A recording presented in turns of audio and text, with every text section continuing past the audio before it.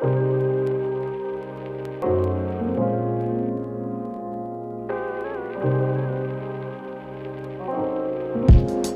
to the Upshot, Multi-World Disc Golf's podcast about the latest in the disc golf world.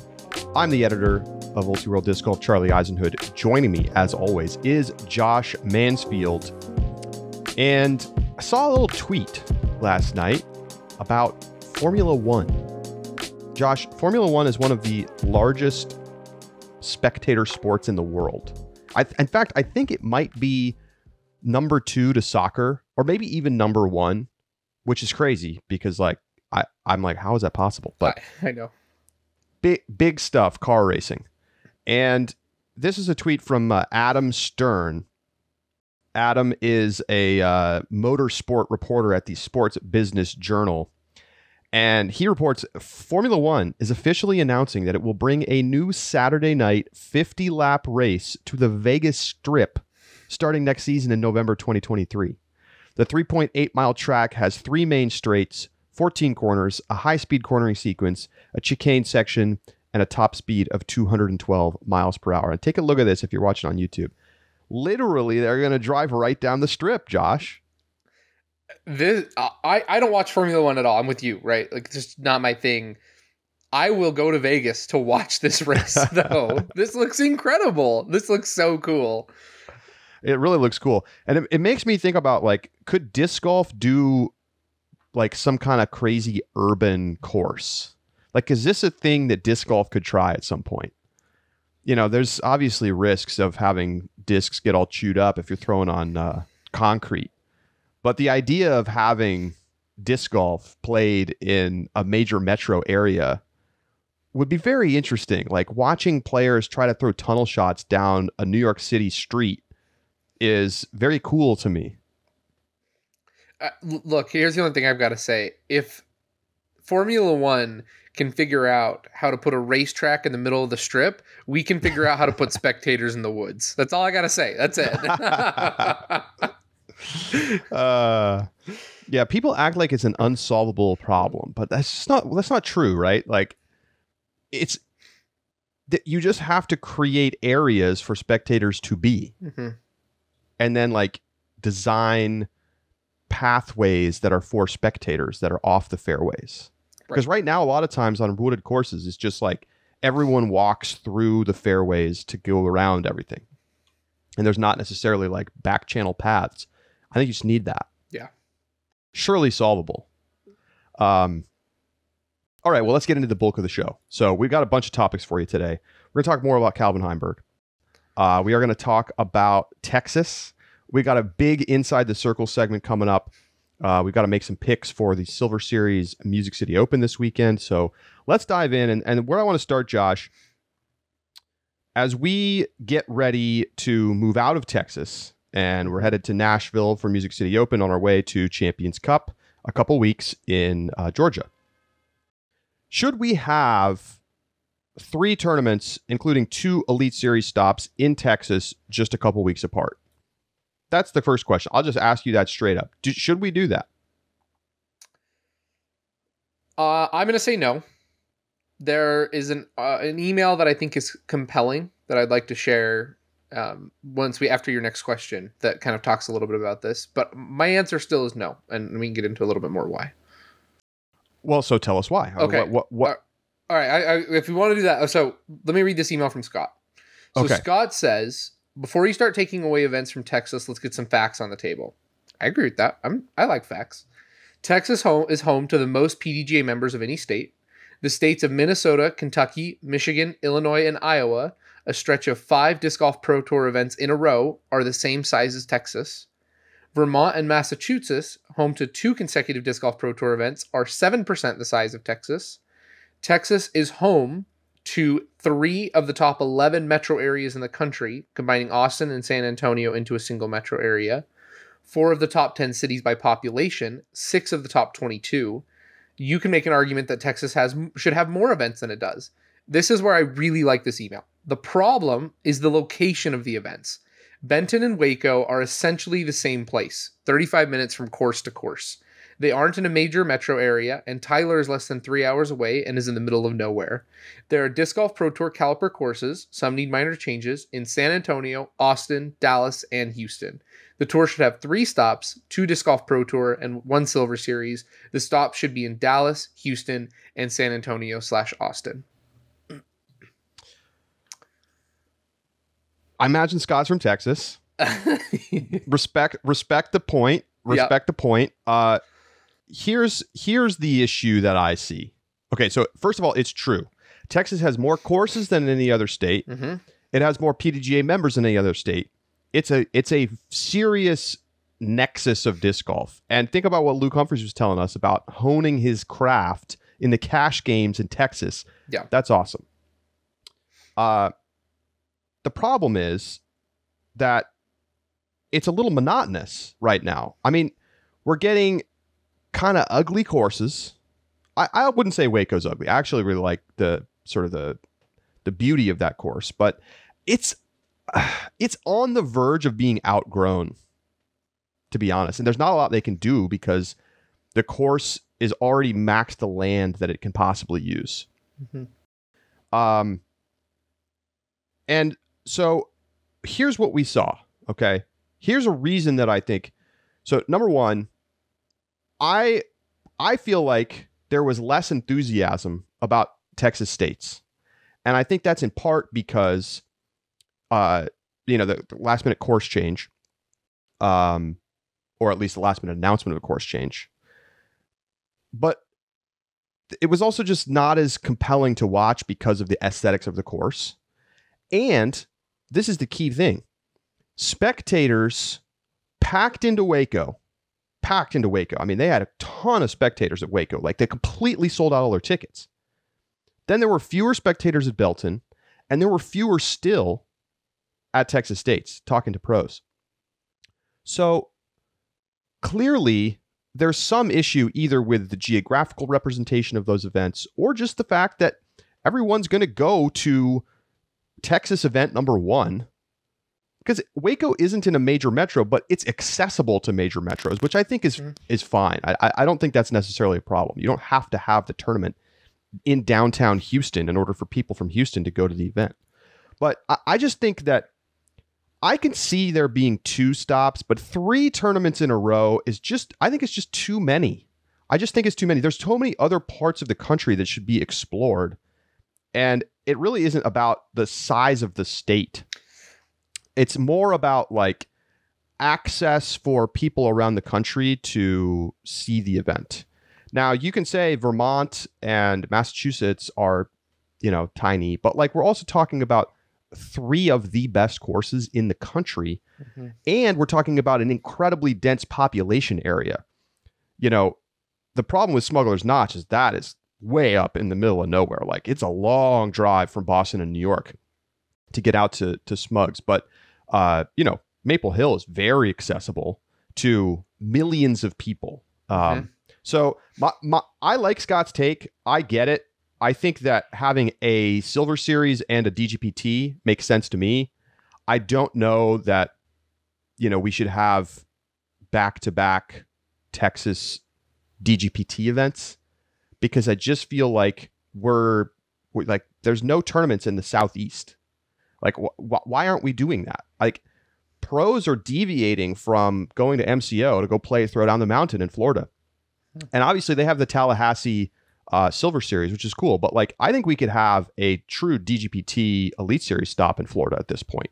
And then you work your way, I don't know whether you work your way there going from sort of Vegas, Arizona that way, or you could start the season in Florida, which is something we've talked about many times, and work your way back across Texas. I like Scott's idea of having the tournaments be more closely located to the major metros, but I still don't agree that we should have, certainly I don't want any more events in Texas. Sorry, Texans. Yeah, I agree with that. And I think the important note here is that when you look at the geographical distribution, one, like you mentioned, the population of Massachusetts is important, but if you look at Maple Hill, it's not only the ability to attract people from that state and that city, but it's a larger geographical region that can be appealed to as well. I hear the fact that you can get a lot of people in Texas to come watch disc golf. But I think if you stuck one in northern Florida or on western Florida, just on the edge next to the Georgia border, you could also attract a lot of folks who come over from Georgia to come watch as well, right? It's not just about disc golf spectatorship is not limited by state borders or metropolitan borders. So it's a question of what kind of groups and regional areas can we also draw appeal to? How can we continue to use that in order to boost spectators? Because at the end of the day, the Pro Tour is a business. And I agree with you that Texas State's was lackluster this year, in my opinion. I mean, the energy around it, the course, I would not have been upset had that been replaced with another tournament somewhere else. Let's keep in mind that one of the things that happened this offseason is that the PDGA rolled the national tour into the DGPT. As a result, we have a lot of last year's NTs popping back up either as Elite or Silver Series events for this year. And, I have nothing bad to say about the way that Texas State's was run. Seems like it was a well-executed tournament in the sense of Steven Story and the folks who run the tournament doing a good job. But, they had to kind of reach to get that course to be something. And it had flaws because of course it did, because they pulled it together kind of last minute on a safari layout. I think you need to go to the best course in Texas, whatever that is. And that's where you should need to have the Elite Series event in Texas. I feel like we're overthinking it a little bit.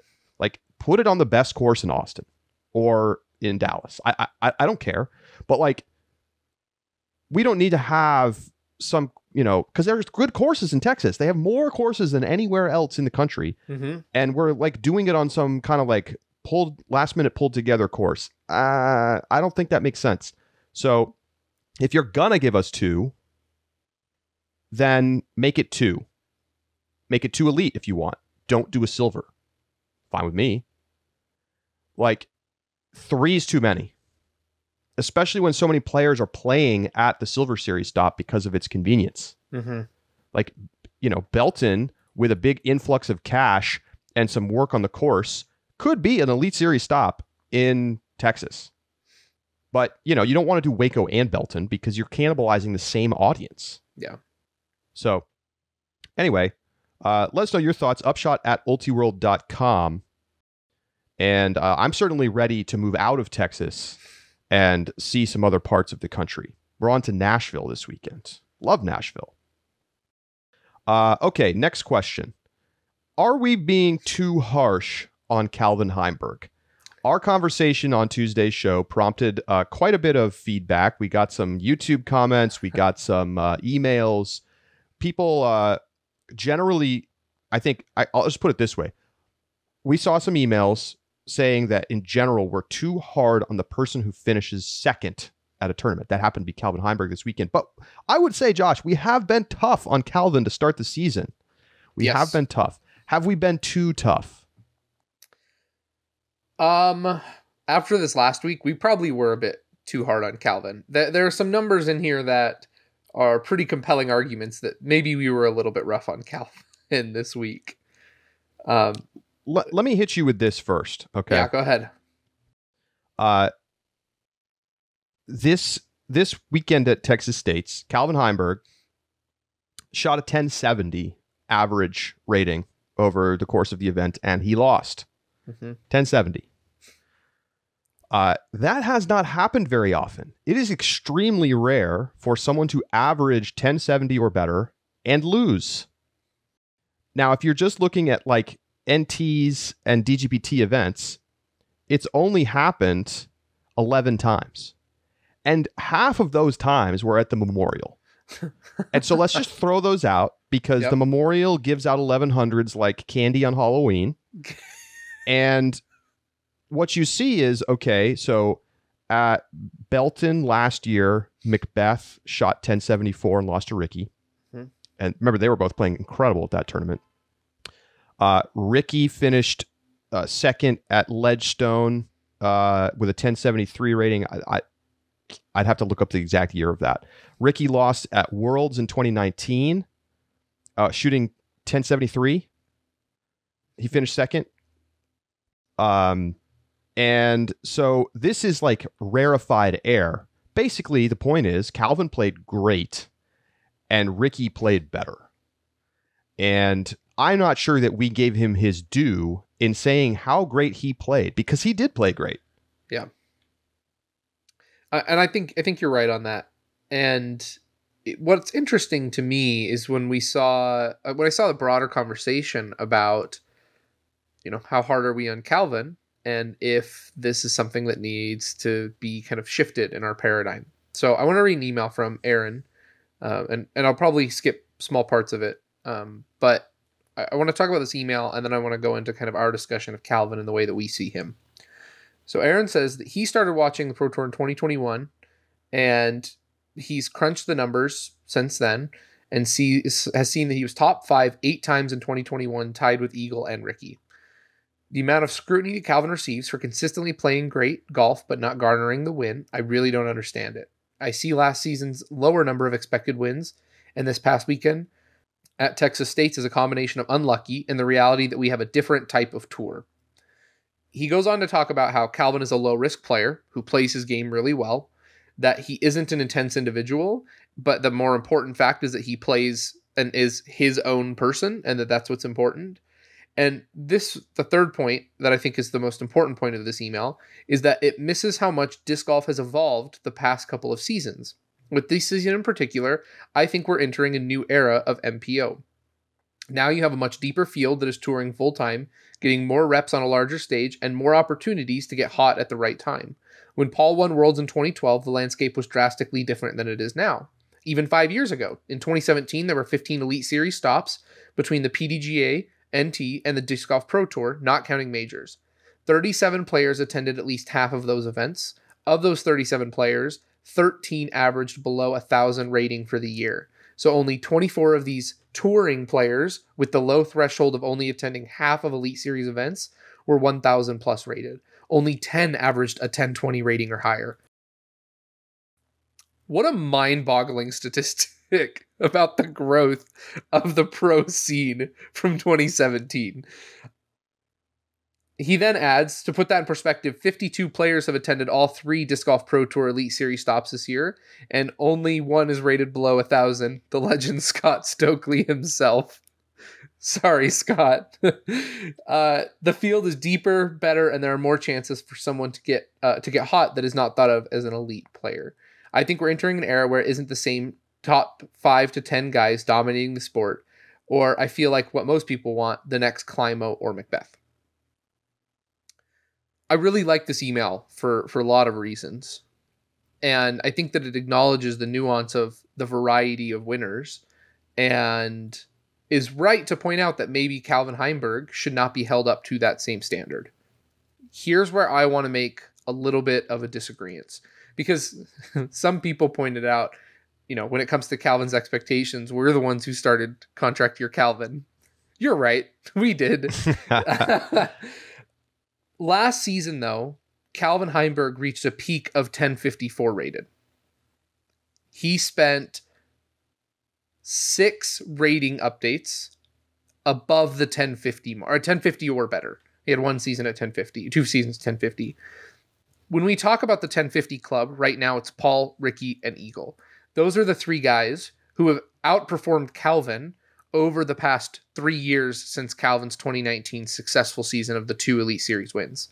Not counting this season, Calvin has 5 Elite Series wins, Elite Series or majors. Ricky has 6, dealing with Lyme disease, though, in that early part of those seasons, right? So take that with a grain of salt. Eagle has 8, and Paul has 14. Calvin has 5. I think the problem is that when Calvin had a successful 2019 season and then a still incredibly successful 2020 season by a lot of metrics, still had 2 wins. He was the most consistent finisher. I mean, it was kind of like Dickerson getting second. Like, that was Calvin just always in the top 3, right? He was the guy who we saw as continuing along that trajectory to being a part of that elite tier, the 1050 club that was in contention to win, and we saw as being one of the next dominant faces that had the potential to dethrone Paul. My problem with this next era argument is that it doesn't feel like we're past the previous era. Paul still has 14 wins from the last 3 seasons. He's already got one this season, right? Ricky's now got one this season. Calvin does not. And it means that Calvin is a victim of high expectations. Yes. That we put on him. Yes. Right? I truly believed 2 seasons ago that Calvin Heimburg was the next guy, right? He still may be. And he still may be. But the problem is right now, I don't think it's fair to put him in that top 3 category, despite him appearing to have the skills to do so. And I think this is where Aaron, where Aaron brings up this point where he says, Calvin plays safe golf and he plays the high percentage golf and plays really well. The problem is then, if he is, first in circle 1 in regulation, if he's first in fairway hits, if he has the game to be a next Macbeth and be a next, in the 1050 club, which I truly believe he does, then there has to be some other limitation holding him back. We've talked about it being circle 1 putting, and circle 1 putting, in my opinion, translates to mental side of the game for these pros at that level, right? If you are 1040 and above, but your one holdback is circle 1 putting, it is a mental thing, not a skills thing. And that's where my critique of Calvin comes in. And I think that we do have a little bit of ground to stand on when we do critique Calvin, but it's up against very, very, very high expectations that we have set for him. Let us not forget that Calvin Heimburg won the 2020 Player of the Year award from Multi-Role Disc Golf. He won it. Mm-hmm. He beat out it was a competitive year. Like, the question was like Macbeth, Heimburg particularly, but there were a bunch of players, like Eagle was in the conversation, and he won it. And so you're thinking, okay, like, this is the launching pad for this guy. And, it hasn't fully emerged. Now, that doesn't mean he's not a great player. The fact that we sit and we pick at the flaws shows you the expectations have been really lifted for him. Because when Luke Humphreys comes in here and gets 5th place, we're like, oh my God, Luke Humphreys, incredible weekend. Wow, amazing. And we have him on the show. And, then when he finishes whatever he finished this weekend, 40th or something, like, we don't really talk about it. Like, I think we all kind of knew that might happen, that maybe Luke Humphreys just got hot for a couple tournaments. But Calvin Heimburg is somebody who's always at the top. And so when he comes into the final round with a 2-stroke lead, and it's like, all right, this is your chance to close this out, and you don't do it, even if you did shoot a great weekend, and he did. I mean, his round 2 was incredible. Yeah. I think that there's going to still be that discussion of, like, can he close out the wins? Because we talk about different players differently because of where they are in the sport. The conversation about Paul and Ricky and Calvin is going to have more scrutiny applied to small errors because of how good they are and how much they're at the top, and, like, can they win? The conversation we have about Gannon Buhr is like, this is an exciting young player. Like, can he finish in the top 10? Like, could he get 1? Right, we all know Calvin can get 1. Of course, we expect him to win 1. That's why we talk about it at that level. Now, that said, I do think we were too harsh talking about his performance this weekend. And I don't want to get into the habit of just bashing on second place for not winning, because they still finished in second place. They were in a position to have a chance to win. And a lot of it has to do with, like, how it all plays out, of course, like right. Kristen Tatar also finished in second place and didn't get the same level of scrutiny because really it was Paige's tournament to lose. And, Kristen made a bad shot on 18, but, like, she fought in that tournament to get to the point where she could win. Now, the thing is, if Kristen finishes second, third the whole season and she can't win one, well, guess what? There's going to be scrutiny about that. Yeah, there is. Because winning is still the thing. We've had this conversation on the show in the past. Like, is it more important to be consistently in the top 5 the whole year, or to finish, 12th a bunch, but then win 3 events? Like, I probably take the wins, because winning is the thing, right? This is sports. And so the expectations on Calvin, and look, I am the first one to say this man is going to get paid this offseason. He is clearly the guy to pay. There is no question about it. There are certain lines on certain holes where Calvin is the best in the world. The best in the world. It kind of feels to me like when Novak Djokovic just started to emerge while it was still the reign of Federer and Nadal. And like Djokovic was like, you know, he'd win one here and there. And then, you know, very clearly became the dominant player as those guys started to age out. Now, I don't know that we're there yet. I think we're probably in this midst of a lot of different players, you know, having their weekends here and there. But I'm also not convinced that we're yet to the point of like PGA Tour where you see a different winner every single week. And like you really can't count on who's going to win. Even the best players miss the cut sometimes. I don't think we're there yet. And we may never get there in disc golf because we see that there's some separation from these top guys. So anyway, I got love for Calvin. I think he's an extremely exciting player to watch.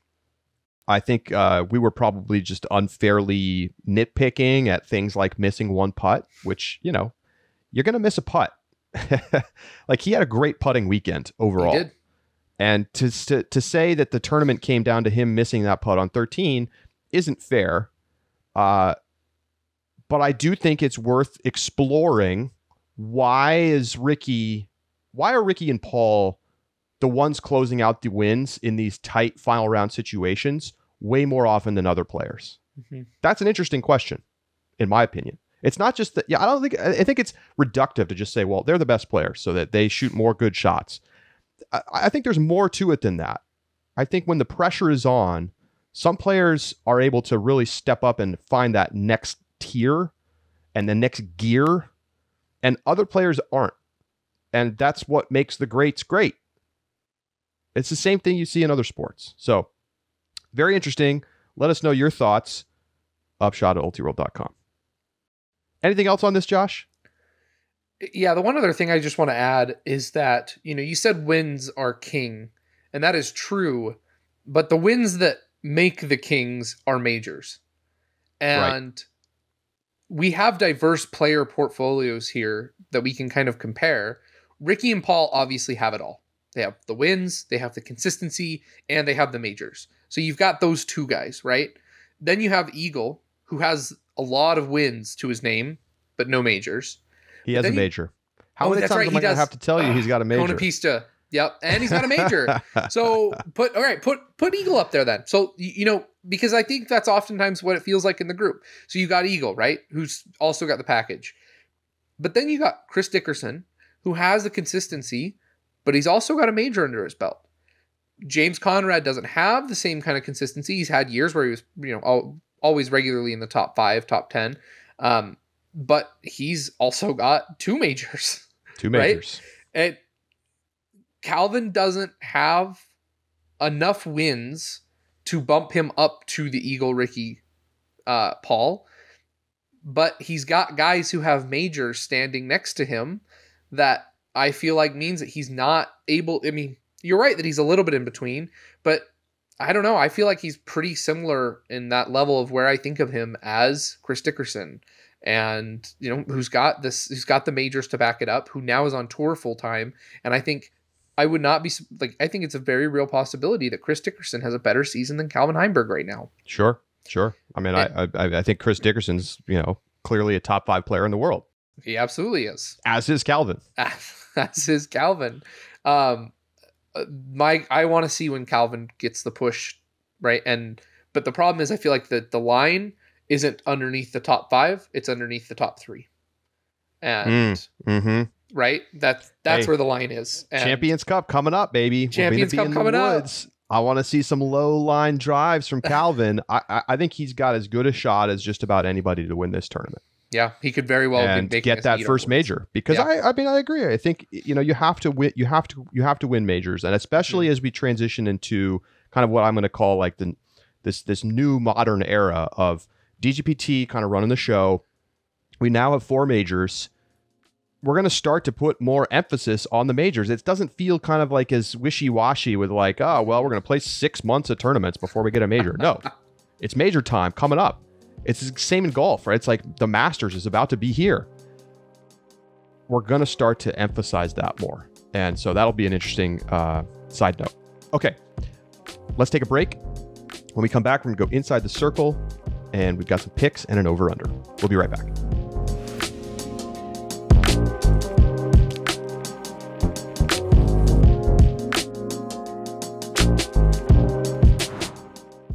The Upshot is presented by Pound Disc Golf, makers of the best bags in the sport. And you know, I've been talking about it.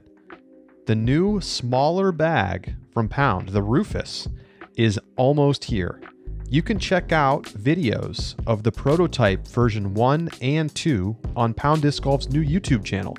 Just search Pound Disc Golf on YouTube or go to youtube.com/Pound Disc Golf, and you can check out the videos as well as an introduction to their new fly pack, which is available now. I can't wait to get my hands on a Rufus. Already, they've built so many cool new things into just the version 2 of the prototype. So go check out the video and find out more.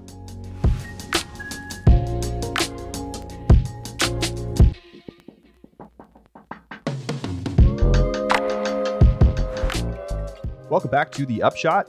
It's time to go inside the circle, catching up on the news around the sport. Josh, take it away. Thanks, Charlie. Variety of news. Starting off, disc golf makes mainstream news. The Wall Street Journal did an article titled "America's Business Challenge Can Be Told in 2 Words: Disc Golf." And I think it says, I love the introduction to this story. The most famous shot in the history of disc golf was thrown in Ogden, Utah on June 26, 2021. James Conrad launched a disc arcing 247 feet to the basket on his way to besting the 5-time winner in the final round of the World Championships. What fans call the holy shot was the best and worst thing ever to happen to MVP Disc Sports. Mr. Conrad's new sponsor and maker of the yellow and blue Electron NV disc he threw that sunny Saturday. He made the shot, and all of us were like, yay, then we're screwed, said Steve Holloway, MVP marketing manager. I think it's a fantastic article that talks about the business challenges of the supply and the production side of disc golf during the time of the pandemic. It's something that we've talked extensively about, that we've brought people on the show to talk extensively about. And I think it does a really good encapsulation of what our sport is facing in the broader context of the economy and businesses writ large during the COVID pandemic. Great article. Really well reported, not dumbing it down. Talks a lot about the business side, which is something I find very interesting, and confirms a lot of what we've heard. Like, there have been supply chain challenges. It's been hard to get stuff shipped from China. There's shipping containers that aren't getting into ports because they don't have anybody to truck them places. So people can't get baskets because the baskets are getting manufactured in China and they're sitting on these shipping containers. Everything's more expensive. The price of a disc has doubled. There's lots of little nuggets in there that, if you're a close follower of disc golf, will probably be familiar. But, I think it was a great article for a general audience about business challenges in a sport and in an industry that a lot of people know nothing about. It's total right up the Wall Street Journal's alley.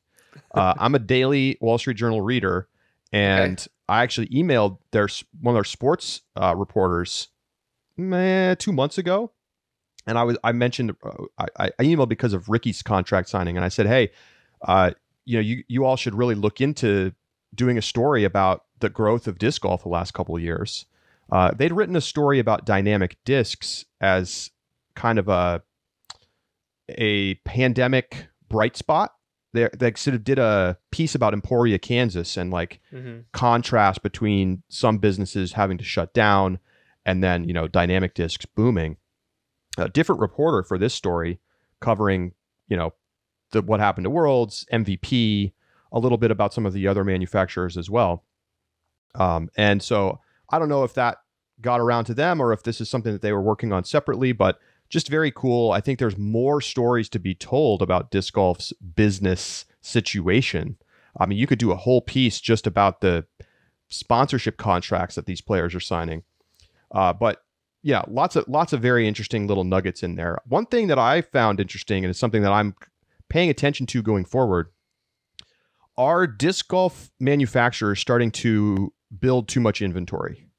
Are we getting to the point where sales are not as robust as we've seen over the last 2 years?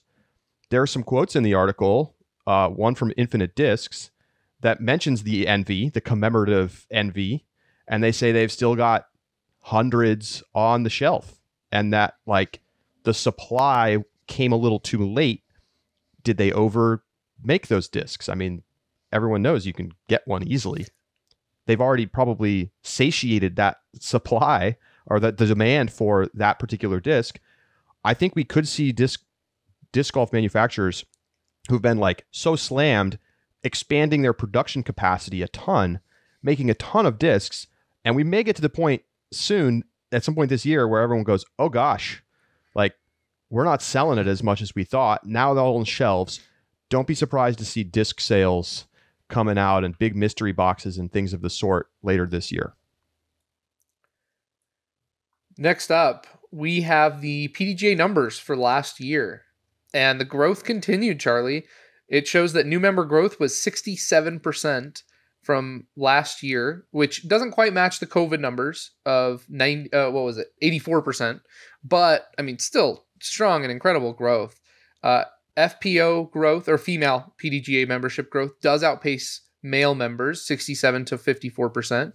And so you're seeing that trend go up. But what I found really interesting is that if you look at there's an article on OT World where you can check this out if you haven't had the opportunity to do so yet. It has a chart that graphs courses and memberships. And in 2019, there were 8.4 thousand courses to about 53,000 active members. Today, there are 10,500 courses, and there's over 109,000 active members. The number of players to courses is it's closer now than it's ever been in the history of these statistics going back to 2011. It's going to be at the point where I think PDGA membership is going to rapidly outpace courses. And what's really important here, these are PDGA members, not casual players. I wish there was a way to track that. I know it's not possible, but I think the best metric we've got is UDisc. Right. And even as that like is a proxy for overall. But yeah, I mean, that's still a more committed person. Right. And so, I mean, those ideas of, people are complaining about backups and, congested courses more so than ever. Not going to get better. I mean, it needs to get better. We got to build courses. We've got to build more courses. Well, I mean, we've seen basically exponential growth in the last 2 years in membership, right? More than doubled in 2 years, the number of PDGA members. And I would think that it's fair to say that we've seen numbers of casual players double or more in that span. But the number of courses, I mean, it's going up, but it's not going up nearly the same pace. Neither is the number of tournaments. So we're seeing supply problems. Not enough, busy courses are too busy, and tournaments are filling super fast. It's going to be a pain point because it's not possible for us to build.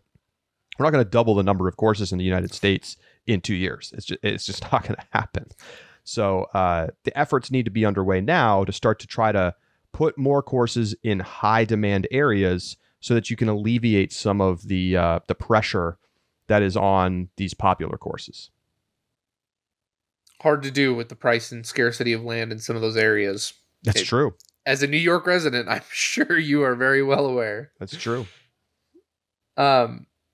Next up, there was an announcement, and I've got to say, Charlie, the way that this kind of came about was odd to me, but the next news is that the Disc Golf Pro Tour is seeking to standardize baskets in future seasons.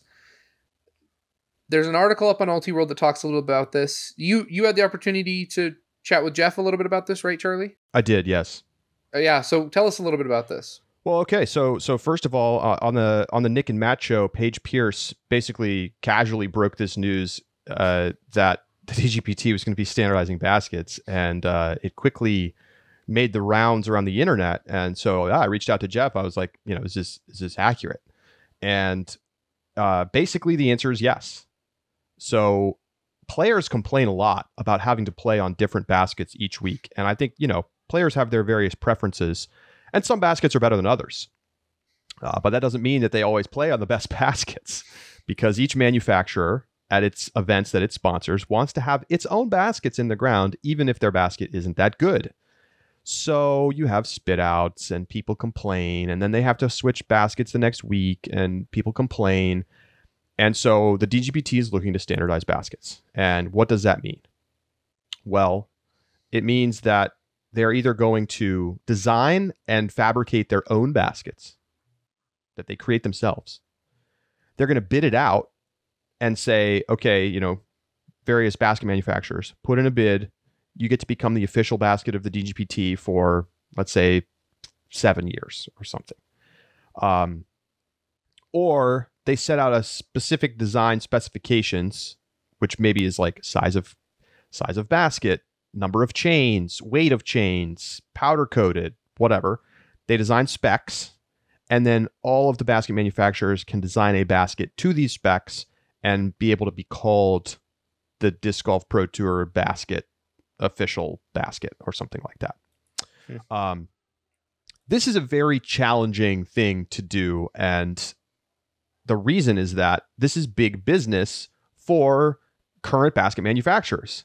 And I guarantee you that when they heard this news, they were not happy about it, because they do not want to be in a position where some other, let's say Innova is sponsoring whatever tournament, and the LVC Pro Tour comes in and says, we're going to have to put these Discraft baskets all over your course with Discraft branding and everything. People are not going to be happy about that. So how do you do this in a way that keeps people happy? I think the idea of the Pro Tour designing and manufacturing its own baskets is crazy. I don't think that's a smart idea. The question, Josh, is do you even think they should be standardizing baskets at all? Do you like the idea? Yes, I do. There are some baskets that are objectively bad that you can hit center post, and because the chains are too light, your disc will like hit that center post and bounce out. It'll, some will just, the way they're patterned, the disc will kind of slide vertical and just pop right out the back. Those things are going to happen, but they should be minimized.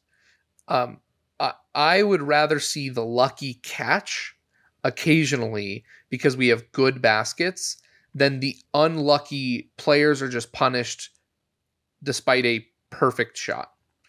I'm just trying to think about it. I can't even think of any world where that's the case, like any sports world. I mean, you have a standardized cup in golf. The basket or the hoop doesn't change in basketball. Like the hockey net isn't different sized. Let me give you the counterpoint. All right, give me the counterpoint. The counterpoint is that in golf, sure, there's a normal, everybody's got the same hole. Mm-hmm. Fine. But the greens are very different. The speeds are different. The slopes are different. The size is different. They move it around. In disc golf, what is the green? Sure, you can have some that are more obstructed than others, but the actual basket provides some level of differentiation from course to course, because some baskets catch better low, some baskets catch better high, some baskets catch better if you throw it hard, some baskets want a little bit more of a finesse shot into the basket. Is that differentiation enough to sort of be the green, quote unquote, of disc golf? That's an argument that I've seen made. I don't buy it, because if that's the case, like, so Maple Hill, for example, you have on hole 1 that kind of tucked in back on the green. If that was truly the case and you wanted to like create challenge, then what you should do is, if you've gone too far, take out half the chains on the backside of the basket and make it harder to putt from the backside to add variety in punishing a shot. I mean, I just don't get, why should the baskets be different course to course when greens are different hole to hole in order to diversify a course? Mm-hmm. Like, if that's the argument, if that's truly the reason we need different baskets, then I want a different basket on every hole for an 18-hole course. Like, and then watch the pros riot. I mean, that they would not be happy with that. But that's I guess what's the logical like ending point of that argumentation? And the answer is that you put a different basket on every hole because that changes the green. Sure. That if you're going to have a really open green, then you should have a basket that has 8 chains on it and nothing more. And if you're going to have a really difficult or wooded green or dangerous green, then you need 3 or 4 rows of chains in order to, make up for that or whatever you want to design. Right now, it is not a choice of, especially on most courses. There are some, Maple Hill, for example, the choice of baskets can be very deliberate. A ton of these courses, though, have baskets put into the ground that at the time they just, a course designer who had raised funds from the local club decided to pick these baskets because they were available, they got a discount shipping, whatever the reason. And I think in a world where we're professionalizing the sport, that isn't the best way to choose a basket. To bid out would be incredibly lucrative for the Disc Golf Pro Tour. Incredibly lucrative.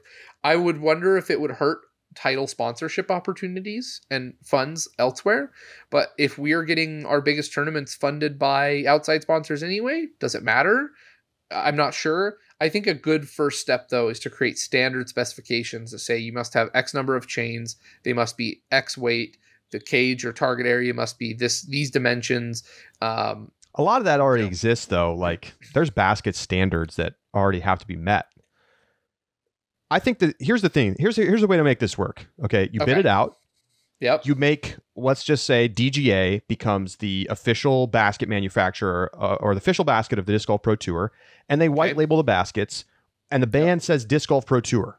It doesn't say DGA or whatever.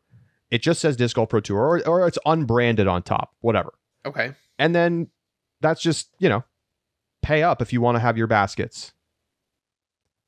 There's no way the manufacturers are making so much money on baskets that it's going to meaningfully hurt their business not to be able to have their baskets on the tour stops. I just don't believe that. They sell discs, not baskets. I'm not saying they don't make any money on baskets, but it's more about marketing than anything else. And if you want your marketing, just pay to, you get to put your flag on top of the basket. There you go. With your logo on it, right? There's a lot of ways to solve this problem. I think I'm with you, by the way, on let's standardize. Pros are always going to find a way to complain about the baskets in some way because they're going to be oh, you chose the one I don't like. But I think probably most would still prefer to just have one that they can dial in. And I think it's lazy to say that the basket makes the green. I think we need to make greens more interesting with obstacles and not with a basket that likes to spit out your putts if you throw them too hard. Yes.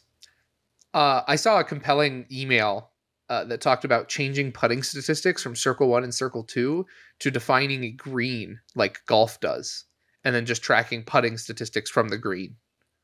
And I found that an interesting and compelling argument because there are times you lay up because you're in rough that is inside Circle 1, and that affects statistics. It dings your C1X percentage, even though you literally had no opportunity to make that putt. Yes. So really compelling idea. Sorry, I don't have credit for whoever had that. And anyway, standardized baskets. I love the idea. All right. Next up, changes are coming to the Disc Golf Hall of Fame. So Paul McBeth was on the ballot this year and did not get into the Hall of Fame. Previously, candidates only needed to have 15 years of active disc golf participation in order to be considered, along with integrity, character, and sportsmanship, and a favorable standing and honorable reputation within the disc golf community. They've since made the change, following the induction of the class of 2021, that candidates must be at least 45 years old as of January 1st on the year of election. This puts Paul McBeth a ways out, and he will not be able to get in for his, second round ballot, as you would call it, for quite a while now.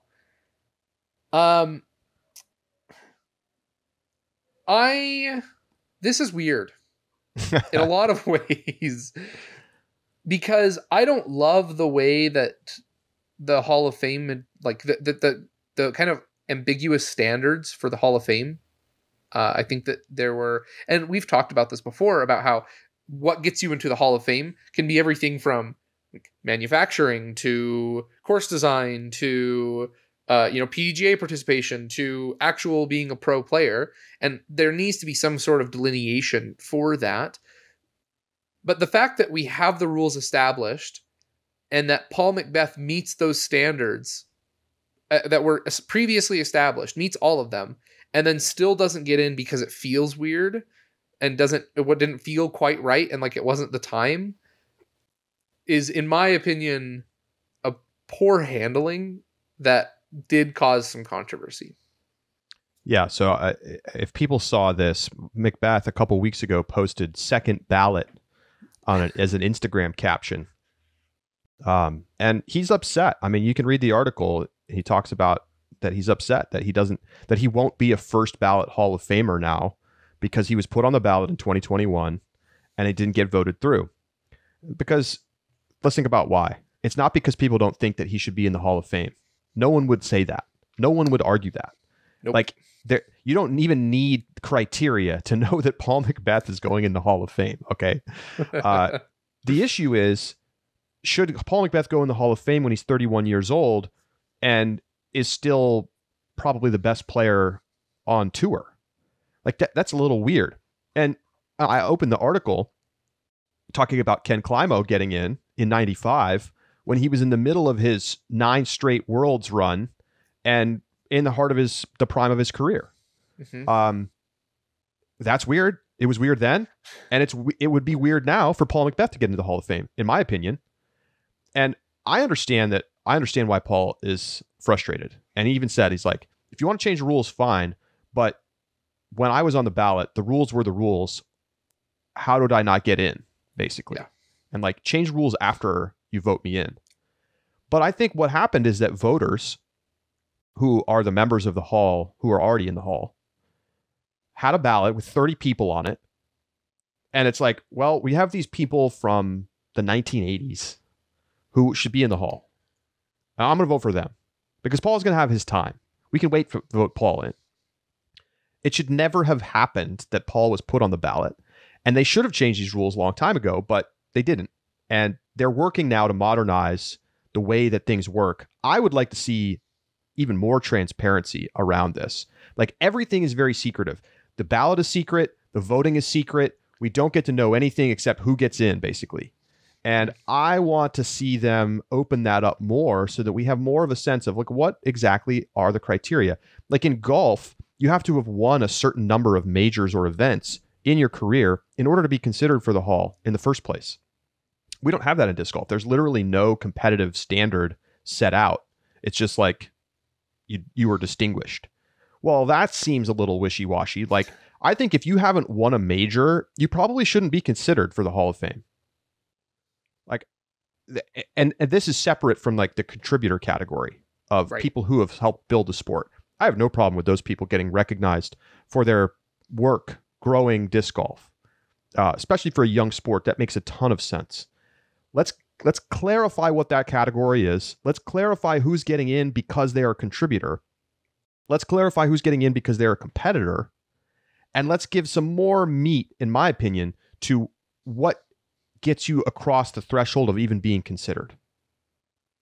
Because I think there needs to be some standard, at least minimum standards of what gets you in, right? There's going to be great players who have won a bunch of tournaments, but maybe they never win a major, then they probably just shouldn't be considered for the Hall of Fame. And right now, things have been a little bit ad hoc with the entire Hall of Fame process until recently. But Andy Young and George Sappenfield, who were elected in 2018 and are now sort of serving as administrators and helping to do some of this modernization, they're working hard to make some changes. And I think we're going to see positive steps moving forward. My opinion, and people seem extremely split about this topic, I don't think McBeth should have gotten in. I'm not saying he didn't qualify, but I don't think it makes sense to put players in the prime of their career into the Hall of Fame. It should happen after you're either at the very tail end of your career or you're completely retired. And that's basically how it works in every other sport. It is. But as soon as he got nominated, in my opinion, he should be in. Never should have been nominated. So there's should have been nominated. There's the 50-50 right here on the show. There's the 50-50. Final point inside the circle. Champions Cup has announced that they will have a minimum $100,000 purse. This is really important news, in my opinion, because as the Pro Tour kind of takes over stewardship of the tour writ large, I think last year we saw PDGA run events in particular having less purse. The Worlds obviously had second next to, I think it was, I can't remember if Worlds Championship. Beat Ledgestone. Yeah. I thought Ledgestone beat Worlds as well. Was that the case? No, it did not. No, it did not. Okay. All right. So I'll give you the stats in just a second. All right. Sweet. It's good to see though that the new major, Disc Golf Pro Tour Championship is not a major, but money does play a big role in making tournaments feel important and significant. And for a new major that's working on establishing legitimacy, money is a really easy way to gain some of that legitimacy. Yep. Last year, Ledgestone had 119,552. That was the biggest purse of the year. That was the only on the Pro Tour. The biggest purse of the year, of course, was DGPT Championships, 250,000. Second was Worlds. Third was Ledgestone. Those were the only three tournaments that eclipsed 100,000. So we've got the PDGA coming out of the gate and saying minimum guaranteed 100,000. And I asked Robert Leonard, the TD, basically, if spectator ticket sales and other forms of revenue come in strong, they're going to lift that payout even higher than 100,000. So I don't know if it's going to go past Ledgestone. I would basically guarantee it's not going to go past the Pro Tour Championship purse. But I think you want to make this major stand out. This is what you do, right? Yep. You abandon the plan of the weird stroke play hybrid match play combo, which they did. Now it's a 4-round stroke play tournament. Yeah. And you get a sponsor, you put it on a great course, and you put a lot of money in the purse. And now we're in a spot where I'm excited for this tournament. Pros are excited for this tournament. Yep. This is a major. It feels like a major. Yep. You don't need that much to make it feel like a major. And saying 100,000 minimum, that's a great start. That puts you in the top three of, I guess it would be the top four of last year. And I don't think we're going to see a lot of tournaments eclipse that 100K mark this year either. That's it for Inside Circle, Charlie. All right. That's a good one. Packed. All right, over-under time. We've got an over-under for you this week, looking at the Music City Open. It's a silver series. This is feeling like a silver series. Yeah. You got some players doing different things. Some players are taking a couple weeks off before Champions Cup. Some players are playing at another tournament, like Throw Down the Mountain. I think most players are either going to play... But most players are going to play one more tournament. It's just a matter of where. Are they going to play the Open at Tallahassee next weekend? Are they going to play MCO this weekend? Are they going to play Throw Down the Mountain? Or are they going to play some other B tier or something just to have a little tune-up? But people need a little bit of a break right now. I know some people are going down to Florida, go to the beach, hanging out. Some of the European players have flown home. They're going to be home until they come back for Champions Cup. And it's just a little bit of a break time. So the field's not as good as Belton. And that makes sense because we're coming up on this major. So the over-under Josh, 1039.5 over under the rating of the player that wins an MPO. And I'll just tell you right now, there's 3 players above that mark. Chris Dickerson, 1043, Adam Hammes, 1041, Kyle Klein, 1040. Over. And when we get to picks, you're going to see why. Okie doke. Over it is. I'm putting all my eggs in the one basket. Okay. Well, let's go ahead and go straight into picks then. So I get the under 1039.5, and your FPO field top 3 players: Evelina Salonen, Henna Blomroos, and Missy Gannon. So a lot of the big names sitting it out this weekend. So picks, let's do it. It's a silver series, so we're just picking winners. Who you got, Josh? It's Tennessee, man. Why would I pick anybody but Chris Dickerson? He played pretty well here last year, 2 strokes off the lead, tied for 4th. He's won the tournament many times. win the tournament many times, and it's a significantly smaller field. Chris Dickerson to take it down in his home state. He's going chalk, folks. He's going chalk. Okie doke. Why don't you go with your FPO pick as well? All right. I'm going to take an outside FPO pick. I know you read the top three. I'm going to pick Maria Oliva, who's had a really good start to the season. I think will benefit from a lighter field, and this really could be the weekend that she puts it all together and takes a win. So that's my pick for FPO. Okie doke. So for my FPO pick, I'm also going to go off the beaten path a little bit. I'm going to take Macy Veladiaz. Ooh, okay. So she's obviously showed some really impressive skills out on the course in a limited time, right? She's not on a full tour yet. She's the 5th highest rated player this weekend, and she played really well at the Mill Ridge course last year, which is the one that they'll be playing the entire tournament. So they're not going to play the 2 courses this time. They're just playing 3 rounds, all on Mill Ridge.